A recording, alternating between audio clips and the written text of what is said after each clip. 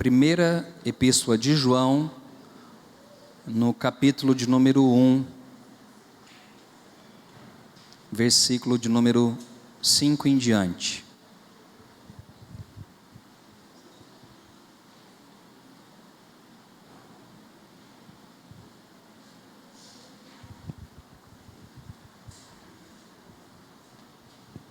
Vamos lá? 1 João, capítulo 1, versículo 5 em diante.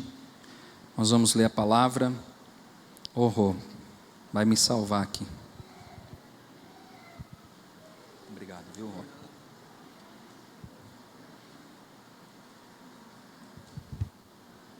Faz tempo que a gente não usa o blazer, aí quando você usa parece que vai entrar em ebulição o corpo aqui. Vamos lá então, 1 João capítulo 1, versículo 5 em diante. Ora, a mensagem que da parte dele temos ouvido e vos anunciamos é esta: que Deus é luz, e não há nele treva nenhuma. Se dissermos que mantemos comunhão com ele, com quem? Com Deus, e andarmos nas trevas, mentimos e não praticamos a verdade.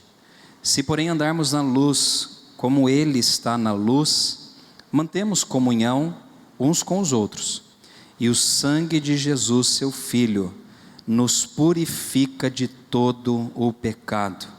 Se dissermos que não temos pecado nenhum, a nós mesmos nos enganamos, e a verdade não está em nós. Se confessarmos os nossos pecados, ele, o Senhor, é fiel e justo para nos perdoar os pecados e nos purificar de toda injustiça. Se dissermos que não temos cometido pecado, fazemo-lo mentiroso, e a sua palavra não está em nós. Filhinhos meus, essas coisas vos escrevo, para que não pequeis.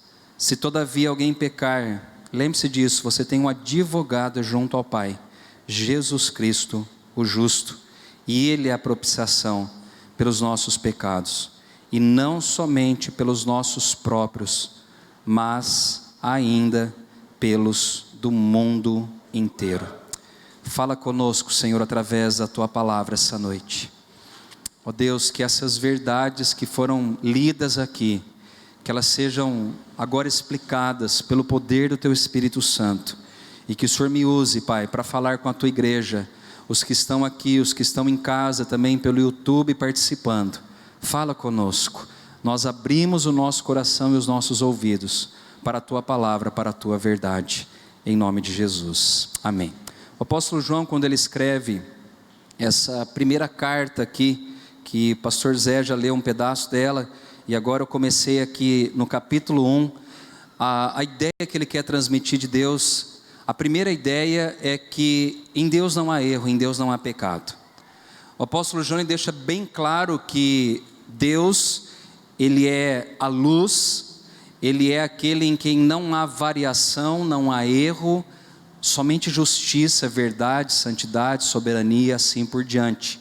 O apóstolo João começa dizendo que a mensagem desde o começo que ele tem ouvido é essa: que Deus é luz, e não há nele treva nenhuma.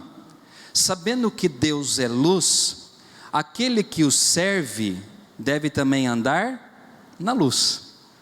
E quando a gente fala que Deus é luz e que eu devo andar na luz, talvez você fica meio confuso, né? E dizendo, mas é uma energia, o que é isso? Explica melhor, pastor. Quando a gente fala que Deus é luz, a gente está dizendo que Ele é um Deus santo, que nele, somente nele, há 100% de verdade, não tem erro em Deus. Então quando a gente aponta que Deus é luz, está indicando que Ele, somente nele encontramos a verdade. Não sei se eu posso dizer, né? Posso, professor, a verdadeira verdade? Porque em Deus nós encontramos a verdadeira verdade.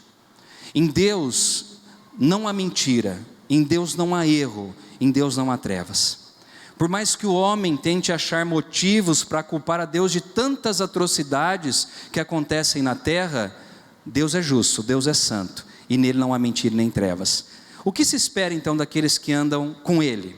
A Bíblia fala, se eu digo, que eu mantenho comunhão com Ele e ando nas trevas, eu estou enganando o pastor da igreja, eu estou enganando o meu irmão que está do meu lado. Quem eu estou enganando?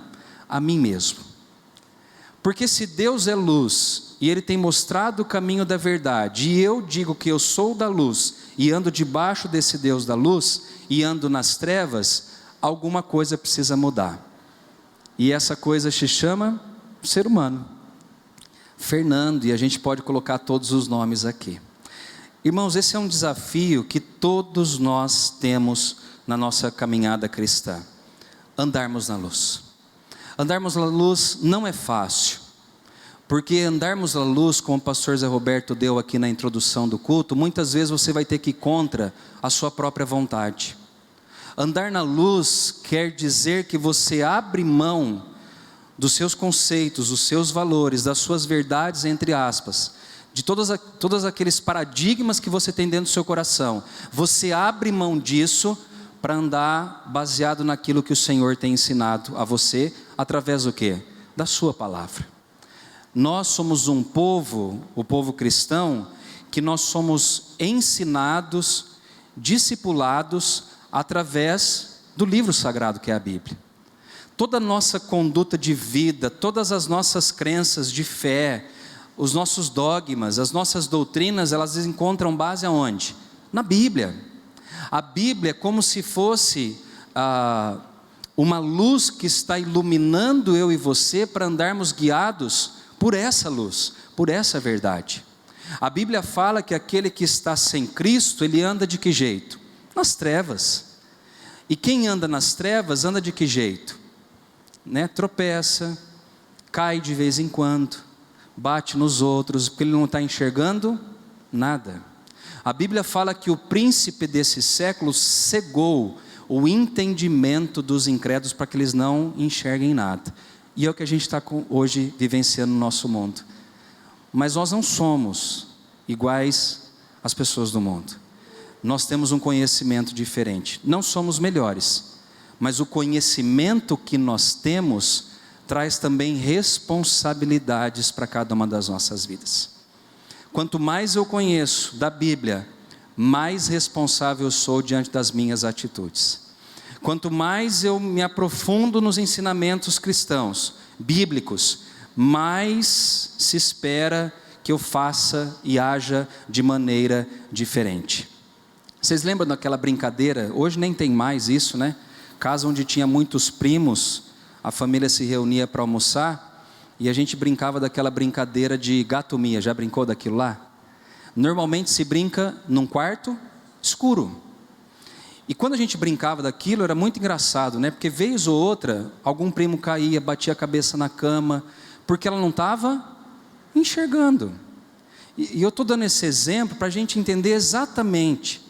Eu estou dizendo, Senhor, eu ando contigo, Tu és o Deus da luz. As minhas obras estão igual alguém brincando de gato-mia, no escuro, batendo a cabeça aqui, acolá. Então é necessário uma mudança, começando de mim, sendo derramado isso também para a igreja. Precisamos mudar. Nós precisamos mudar as nossas atitudes, a nossa maneira de viver. Ainda João diz que se porém andamos na luz, ou andarmos na luz, como Ele está na luz, como o Senhor está na luz, nós mantemos comunhão uns com os outros, e o sangue de Jesus, seu Filho, nos purifica de todo pecado. Tá bom, eu estou andando na luz. Se eu digo que eu ando na luz, duas coisas devem acontecer comigo e com você. A primeira delas, manter comunhão uns com os outros. Comunhão, tá próximo, tá caminhando junto com essas pessoas. Eu sei que às vezes é a gente chover no molhado falar essas coisas, mas como a gente mora numa cidade onde cada um trabalha em um período, de um jeito, um trabalha 8, outro trabalha 10 horas, 12 horas, 14 horas e assim por diante, às vezes durante a semana a gente tem dificuldade de andar em comunhão uns com os outros. Não dá. Cada um está no seu, a gente fala isso, no seu corre. Cada um está ganhando, está lutando para sobreviver, para comprar as coisas e para viver aqui na terra. E tudo bem com isso. Mas o que João está dizendo é que nós devemos manter a comunhão. Ainda que eu não veja o meu irmão durante a semana, eu mantenho comunhão com ele. Através de uma mensagem, de um tempo de oração, através de um culto, através de uma ligação, que quase a gente não faz hoje, né? Vamos falar a verdade. A gente manda às vezes uma mensagem, mas nós temos que ter essa comunhão, essa troca. Comunhão é troca. Comunhão é uma via de duas mãos. Comunhão é assim. É você trocar com o irmão lutas, experiências e também daquilo que Deus tem feito de bom na sua vida. Isso é comunhão. A igreja primitiva, lá em Atos capítulo de número 2, eles tinham isso muito melhor do que nós. Talvez pela quantidade de tempo menor também que eles tinham de trabalho. Isso é verdade, né? Tem gente às vezes que sai cedinho de casa, 5h30, 6 horas, 6h30 da manhã, e só volta no final do dia. Às vezes não tem tempo para muitas coisas. Aquela igreja talvez tinha uma carga menor de trabalho, mas eles tinham mais tempo de comunhão, né? Então eu e você precisamos rever essa questão da comunhão, de andarmos juntos. Irmãos, como foi bom e tem sido bom a gente ter esse tempinho de oração de manhã. Como tem sido bom, né? Às vezes olhar o rosto do nosso irmão, da nossa irmã, às vezes o fato dele falar: gente, ora por mim, ora pelo meu sogro, pela minha sogra, pelo meu pai, pela minha mãe, pelo meu vizinho, no caso da Nilce e do Gerson, que está tratando ainda, né, com câncer, ia operar essa semana. Comunhão, né? Tem uma máxima nas vendas que diz que quem não é visto não é lembrado, e é verdade. Nós precisamos ter comunhão, né? Quando acaba o culto, o Rodrigo tem se empenhado junto com a Ana Paula de fazer um cafezinho, né? Porque senão os viciados também começam a tremer, né, no final do culto, e eu sou o primeiro. Mas não é só para o café, é para você conversar, é para você chegar naquele irmão que às vezes você não viu a semana inteira e perguntar: vai tudo bem com você? E homem, gente, desculpa aqui, né, mas homem é desligado. Homem, quando algum irmão ou irmã, e eu sou homem, tá? Graças a Deus. Porque às vezes acho que não, né? Acho que eu sou um ser diferente. Eu sou homem também. Quando uma pessoa fala para mim: tá tudo bem? Na cabeça do homem, tá tudo bem. Sim ou não, homens? Quando você fala assim: você está bem? Aí o Tiago às vezes fala: não, pastor, não estou bem. Aí que a gente desenrola o rolo. Mulher não. Mulher é diferente, né? A Ana, eu vejo pela Ana, pela minha esposa. Você viu, fulano de tal não estava bem. Eu falei: eu nem percebi, porque a gente não consegue enxergar. Não sei o que Deus faz ou fez. Não sei se Ele cegou o entendimento dos homens. Eu não sei, gente. A mulher é diferente, o olhar dela, né? Então você, mulher, às vezes percebe algumas coisas. Tem no finalzinho do culto, conversa, pergunta, fala, né? E quando não tiver tudo bem, não faça para inglês ver. Não faço politicamente correto. Falei: eu não, Andressa, semana passada eu conversei com a Andressa: pastor, não estou bem. Falei: tá bom, então o que a gente pode fazer? Ora por mim, pastor. Joia, isso aí. Agora, não, está tudo bem mesmo? Está tudo bem, então, vida que segue. Não está bem? Então eu quero ter comunhão com você. Vamos, o que a gente pode fazer? A primeira coisa mais importante é a gente poder orar pelos nossos irmãos. Orar uns com os outros. Precisamos disso. A oração individual é boa, é top, mas orar uns com os outros também é muito bom. Nessa semana, quantas pessoas oraram por mim durante a nossa live ali de oração? Quantas pessoas a gente pôde orar? Quantas pessoas a gente pôde, sem às vezes a pessoa saber, ela está recebendo oração de um outro irmão. Isso é comunhão, né? Não é só ir na casa do irmão tomar café. Comunhão está além disso, das nossas refeições. Está nesse dia a dia que a gente pode estar mais próximo dos nossos irmãos. Uma outra coisa que ele fala é que nós mantemos comunhão uns com os outros, e ele diz assim que a consequência disso é que o sangue de Jesus, seu Filho, nos purifica de todo pecado. Olha que importante isso. Eu vou andar em Jesus, automaticamente eu vou ter comunhão com as pessoas, e através da comunhão com as pessoas, a Bíblia fala que o sangue de Jesus vai me limpar, vai me purificar de todos os meus pecados. Que palavra importante, gente. Comunhão traz santificação para a igreja. Comunhão traz purificação. Comunhão traz renovação. Comunhão faz com que o sangue de Jesus traga pureza no coração de cada um de nós. Por isso que a comunhão é importante. Ainda João fala que se a gente diz que não tem pecado nenhum, a nós mesmos também nós estamos enganando, e a verdade de Deus não está em nós. Um terceiro ponto que João fala é que eu e você temos que assumir que existem pecados em nós. Existem. Paulo dizia: o mal que eu não quero, esse eu faço. Existem pensamentos, existem às vezes atitudes, né? Basta você pegar o seu carro e fazer qualquer coisa em Ribeirão, que você vai ver que o mal está dentro de você. Rapidinho você aprende isso. Está dentro de nós. O pecado está dentro de nós. E nós temos sim pecados. Nós não podemos achar porque servimos a Deus, a gente agora vai ser seres iluminados melhores do que os outros. Não podemos andar nas trevas, mas também erraremos, tropeçaremos, pecaremos. Nós não queremos, mas muitas vezes acontece o pecado nas nossas vidas.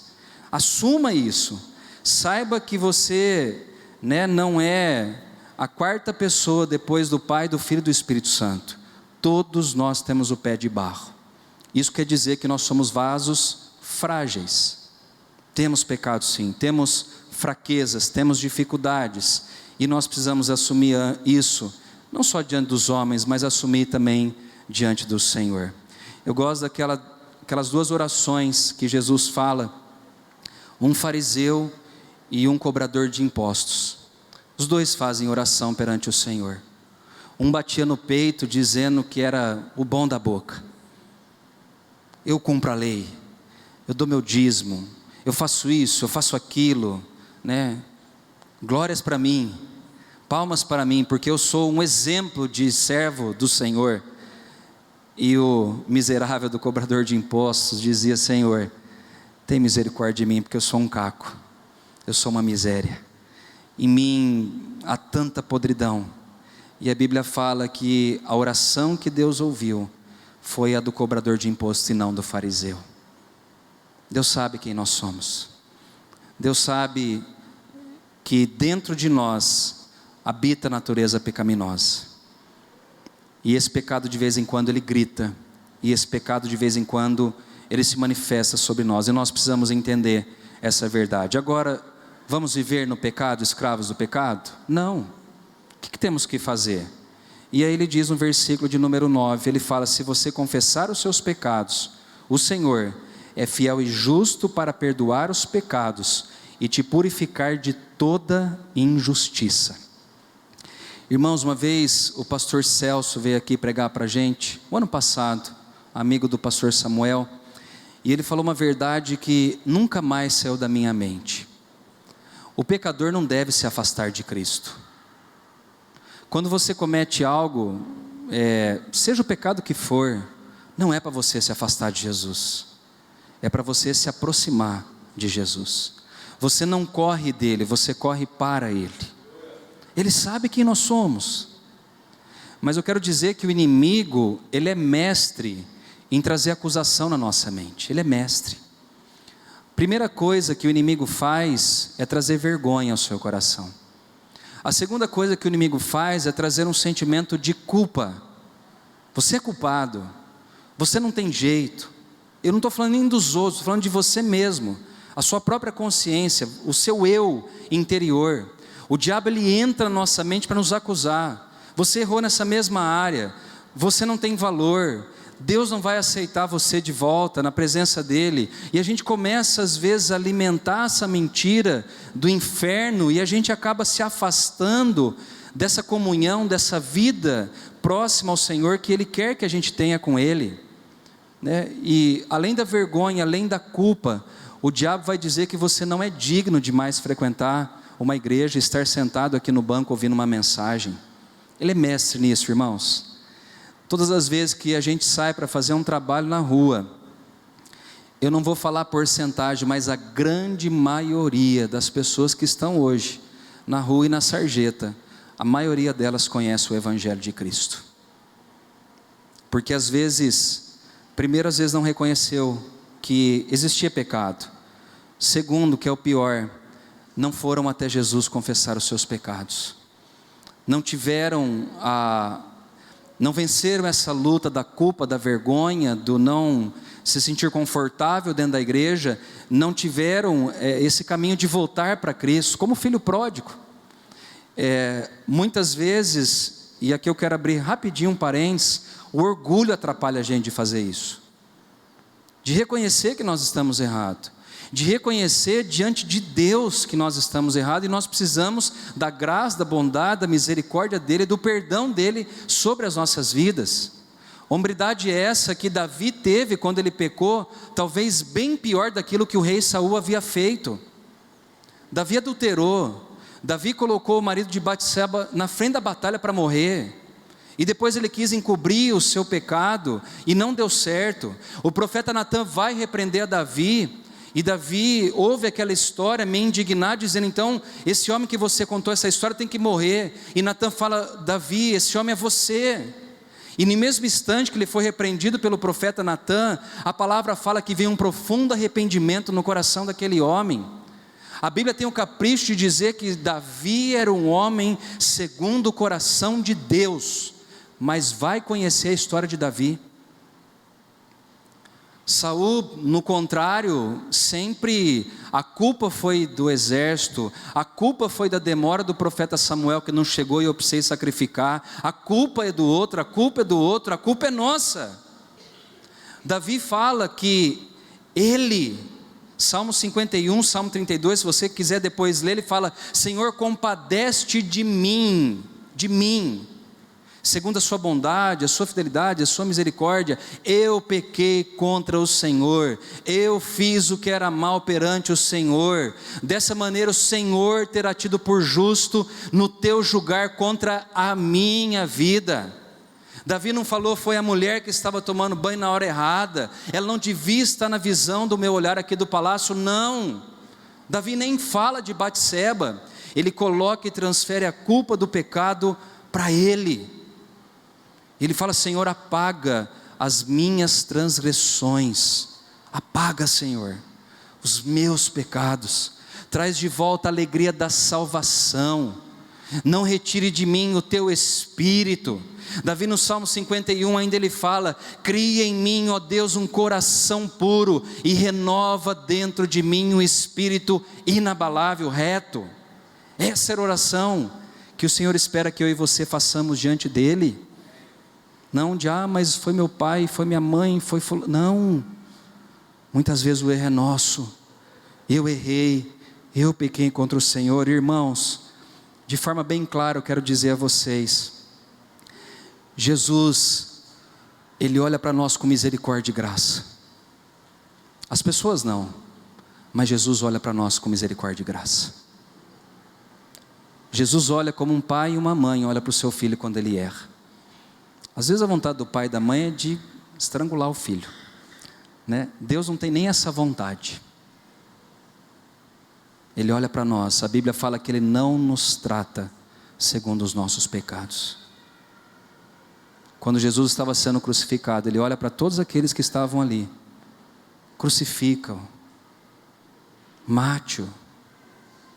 Ele disse: Pai, perdoa, porque eles não sabem o que eles estão fazendo. Olhar de misericórdia, olhar de graça, olhar de amor. Quando eu vejo essa mensagem aqui, que ele está dizendo, né? Confesse o seu pecado, né? Que Deus é fiel e justo para perdoar o pecado. E sabe o que ele está falando? Te purificar de toda injustiça. A Bíblia fala, irmãos, que nenhuma condenação há para aqueles que estão em Cristo Jesus. Nenhuma. O acusador vai te acusar. Muitas vezes as pessoas vão te acusar, mas Jesus não vai te acusar. Ele vai te perdoar. E Ele vai te dar uma nova chance. E Ele vai te dar uma nova chance. Só o dia que a gente partir dessa para melhor, ou para a glória, melhor dizendo, aí já foi, já acabou.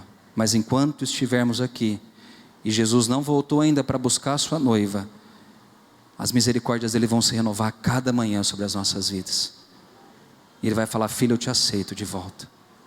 Como o pai, que o filho pródigo se afastou, e o filho estava com vergonha de voltar, mas ele precisou abrir mão do seu orgulho e voltou. E o pai, de braços abertos, recebeu o filho. Isso é uma parábola. Isso quer dizer que não aconteceu. Mas Deus estava tentando explicar, Jesus, né? Tentando explicar para nós, que o amor dele por nós é igual ao pai do filho pródigo. Não importa o que você fez, Jesus te aceita de volta. Mas confesse o seu pecado, confesse o seu erro diante dele. E eu vou terminar para a gente tomar a ceia com o versículo 1 do capítulo 2 de João, que ele fala: filhinhos meus, essas coisas vos escrevo para que não pequeis. Se todavia alguém pecar, temos advogado junto ao Pai, Jesus Cristo, o justo. Eu encerro essa mensagem com esse texto aqui, ou com esse versículo que João escreveu. Eu gosto muito de João. Ele é chamado na Bíblia o apóstolo do amor. Cada um tem a sua característica, nada contra os outros apóstolos, mas João, ele usa essa expressão tão carinhosa. Ele usa filhinhos. Filhinhos. Eu estou escrevendo essas coisas não para que vocês pequem. Ele está dizendo, não porque você confessou, que você tem essa confissão, né, que você pode ser perdoado. Eu estou escrevendo para que vocês não pequem. A vontade de Deus é que a gente não peque. Essa é a vontade. Algum pai deseja que o filho ande num caminho que ele não ensinou? Nenhum pai. Deus é a mesma coisa. Ele está dizendo, eu estou escrevendo para que vocês não andem em pecado, não pequem. Mas tem um porém. Eu gosto dessa expressão que João fala, porque ele fala assim: se todavia. Ele está dizendo assim, eu sei que vocês vão errar. É isso que eu entendo. Ele fala: filhinhos, o padrão é para que não erre, o padrão é para que não peque. Esse é o padrão. Esse é o padrão. Mas eu sei que haverá erro, haverá pecado, eu sei. E aí ele fala: mas se todavia alguém pecar, ou seja, se você pecar, se você errar, não se afaste. Lembre que você tem um advogado, e esse advogado não sou eu, não é você. Esse advogado é Jesus Cristo. E a palavra usa a expressão ainda com a letra maiúscula no advogado, porque não é qualquer advogado. Não é qualquer um que está, é certo falar advogando, né, ou te defendendo. Não é qualquer um. A Bíblia fala advogado, ele usa a expressão junto ao Pai, Jesus Cristo o justo. Ele tem poder para nos julgar, porque Ele é justo. Em Jesus não é pecado. Ele venceu o pecado, Ele venceu a morte. Ele morreu sem pecado algum na cruz do Calvário. E é por isso, por causa desse sacrifício, desse homem santo que foi Jesus, e que ainda o é, foi por causa do sacrifício dele, que hoje ele responde, ou ele defende a minha causa perante o Senhor. E aprenda uma coisa, irmãos: se Jesus te perdoou, faz igual aquela mulher ouviu de Jesus: vai e não peques mais. Não fica preocupado com aqueles que querem atirar a pedra, porque vai ter. Não se preocupe com eles. Importa nós ouvirmos de Jesus: vai, filho, eu também não vou te acusar. Vai agora, segue o teu caminho. Que essa palavra fique no seu coração. E lembre de uma coisa: você é amado e amada do Senhor. Você é meninas dos olhos de Jesus. Você não é qualquer pessoa. A sua vida custou muito cara na cruz do Calvário.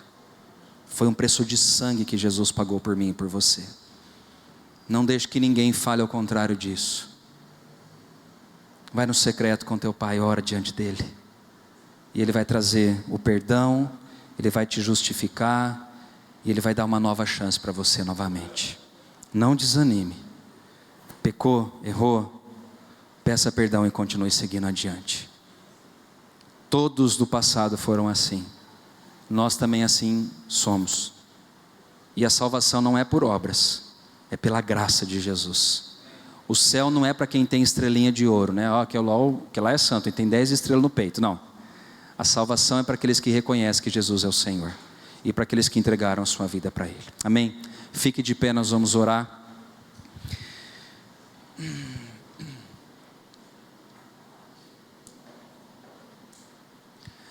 Hoje é noite de tomarmos a ceia do Senhor.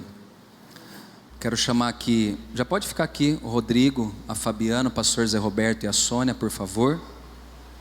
O pastor Samuel também ajuda com a Andréia, por favor. Estão bem aí, dá para ajudar? Nós vamos orar aqui depois, viu, Rô? Pela dona Olga, né? Fizeram um pedido de oração. Hoje à noite nós tomarmos a ceia do Senhor. E a única observação que eu faço é aquilo que Paulo fala lá em 1 Coríntios, capítulo de número 11, que ele diz: examine-se, pois, o homem a si mesmo, e assim coma do pão e beba do cálice. Examine você mesmo. Ninguém está aqui para apontar para ninguém. Examine você mesmo. Você sabe como está a sua vida diante de Deus e diante dos homens. E se você examinar, viu que tem alguma coisa errada e dá para consertar hoje, dá para pedir perdão hoje, faça. Mas não tome a ceia do Senhor indignamente, sem discernir o que nós estamos fazendo aqui. Sabe qual que é o discernimento? É que nós estamos nos alimentando do corpo e do sangue de Jesus, em memória dele. O pão não vai se transformar em carne, nem o suco em sangue, mas é em memória de Jesus que nós fazemos isso. Ele diz: todas as vezes que você beber do pão e comer do cálice, vocês estão anunciando a morte do Senhor, até que Ele venha. O que nós vamos fazer aqui é trazer à nossa memória aquilo que Cristo fez por cada um de nós. Ele te libertou. A Bíblia fala que nós éramos ainda pecadores, e Jesus já estava ali morrendo por mim e por você, na cruz do Calvário. Amém? Vamos orar ao Senhor. Feche os seus olhos, por favor. Paizinho, obrigado pela Tua palavra. Nós servimos ao Deus da luz, é verdade. No Senhor não há trevas. Que o Senhor nos dê graça para andarmos na luz. E quando nós nos desviarmos, quando nós errarmos o alvo, quando nós pecarmos contra o Senhor, falharmos contra o Senhor, que nós não nos afastemos de Ti, que possamos voltar à Tua presença. Ó Deus, também que possamos manter comunhão com os nossos irmãos, Pai. Que possamos saber que o sangue de Jesus nos purifica de todos os nossos pecados. Todos. A Bíblia fala todos os nossos pecados. Os que são às vezes secretos, que ninguém vê, ou aquele que as pessoas veem. O Senhor perdoa esses nossos pecados. E nessa noite nós queremos confessar cada um deles diante de Ti, pedir perdão, Senhor, perdão por tudo aquilo que nós temos feito que desagrada ao Senhor. O Senhor conhece as nossas vidas, o Senhor conhece cada um de nós, quem nós somos, sabe dos nossos fracassos, dos nossos erros, e graças a Deus que o Senhor fala: filhinhos, eu escrevo para que você não peque, mas se você errar, lembre-se que você tem um advogado junto ao Pai, Jesus Cristo justo. Peça perdão essa noite. Jesus, recebe agora, recebe cada uma das nossas vidas, perdoa os nossos pecados, limpa, purifica, Senhor, as nossas vidas diante de Ti, e que possamos tomar da ceia do Senhor, para trazermos à memória o sacrifício do Senhor por nós naquela cruz, e para anunciarmos também a Tua morte, a Tua ressurreição, e anunciarmos que em breve o Senhor voltará para buscar a Tua noiva e a Tua igreja. Obrigado, Senhor, que possamos estar aqui nesse mesmo espírito e recebendo do Senhor a bênção que o Senhor tem para nos dar essa noite, em nome de Jesus, amém. Enquanto nós cantamos, os diáconos, os pastores vão estar indo aí no seu lugar. Você segura o pão e o cálice na mão, para que possamos juntos tomar e participar da ceia do Senhor.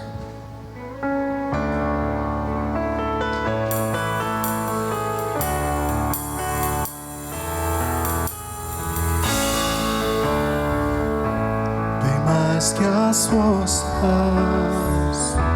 poder e reis, que a natureza e tudo que se fez, bem mais que tudo, criado por tuas mãos.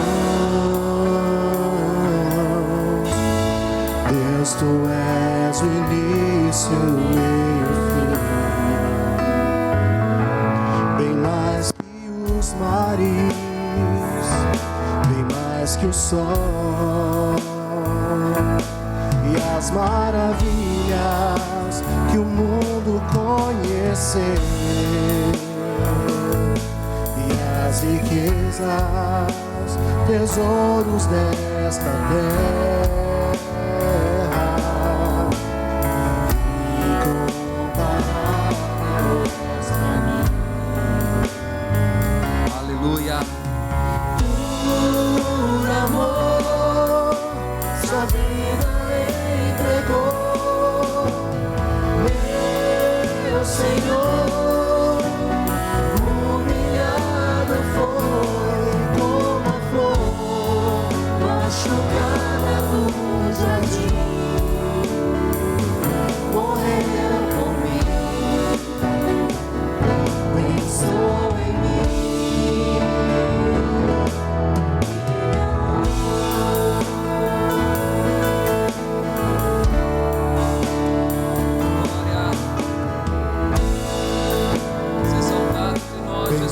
Que as forças, poder e reis, que a natureza e tudo que se fez, bem mais que tudo, criado por tuas mãos. Deus, tu és o início, o meio e fim, que os mares, bem mais que o sol e as maravilhas que o mundo conheceu, e as riquezas, tesouros dessa terra, incomparáveis pra mim.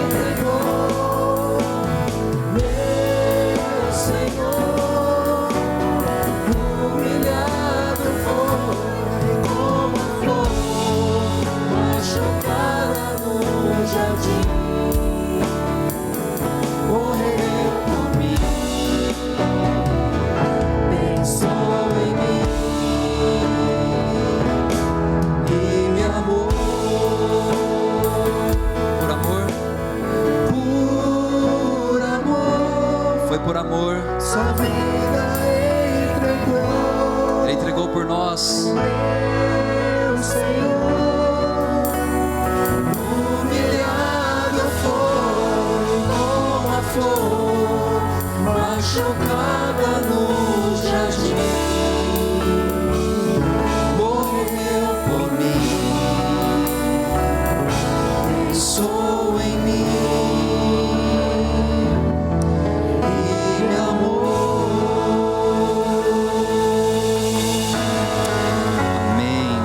Deus, obrigado, viu? Muito linda essa canção.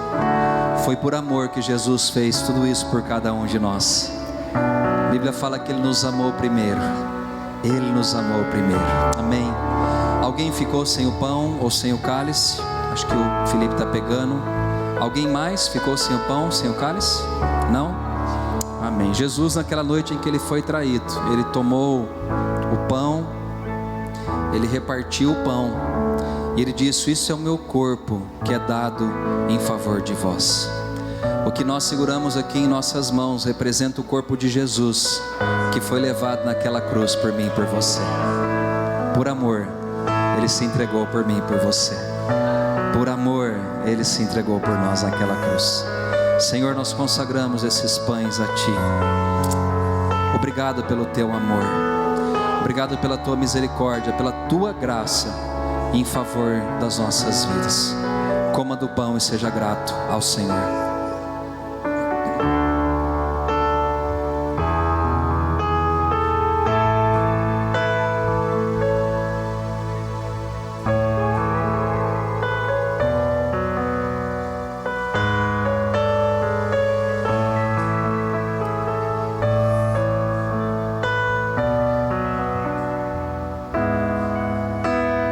Glória a Deus.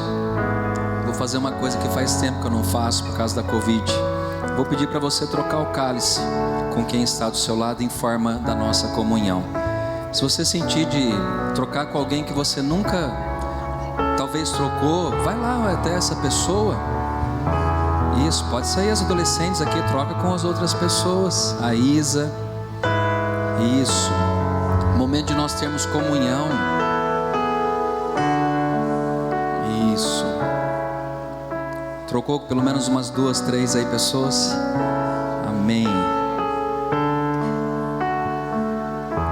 No céu nós vamos ter que morar junto, né, pastor? Não vai ter jeito. Amém. Deus abençoe, viu, Senhor, em nome de Jesus. Irmãos, no céu, nós vamos ser perfeitos, né? Então vai ser bênção demais. Não vou mais errar com ninguém, ninguém vai mais errar com a gente. Vai ser bênção. Só que a gente tem que treinar isso aqui na terra. Aqui é uma faculdade, né?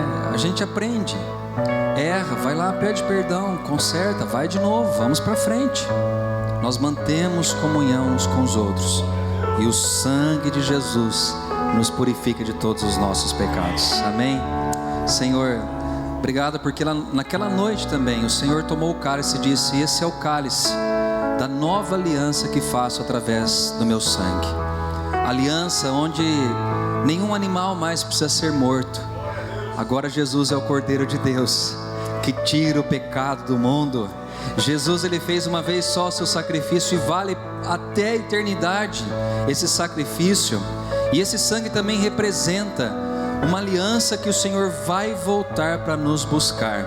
Jesus disse: eu vou para o Pai preparar lugar, e aonde eu estou, vocês estarão comigo também, porque na casa do meu Pai há muitas moradas.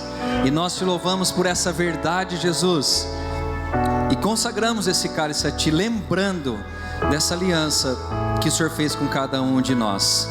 Tome do cálice e seja grato também ao Senhor. Amém. Vamos encerrar o culto cantando esse refrão, por amor. Eu acho que vale a pena a gente cantar, e depois nós estaremos orando para encerrar o nosso culto. Por amor, sua vida entregou, Meu Senhor,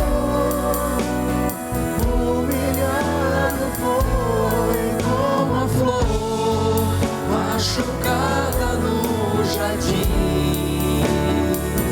morreu por mim, pensou em mim e me amou.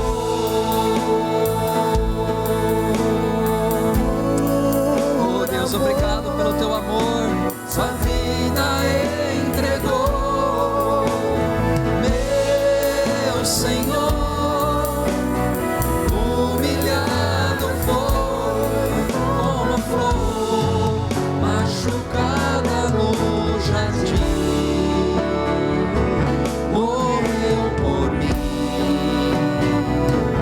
pensou em mim e me amou.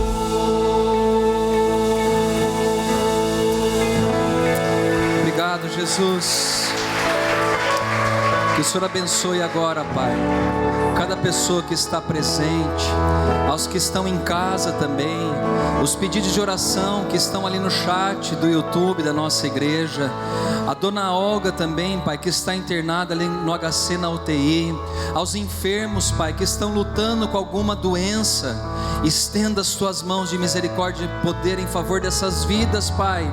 Tenha misericórdia desses irmãos, dessas irmãs e de cada uma dessas pessoas, Senhor, e que o teu amor, ó Pai, que a graça bendita de Jesus Cristo Filho e que as consolações do Espírito Santo sejam presentes hoje na nossa vida, em todos os dias da nossa vida, hoje, para todos sempre. Amém e amém. Deus abençoe. Cumprimenta aí quem está ao seu lado. Uma ótima semana para todos em nome de Jesus.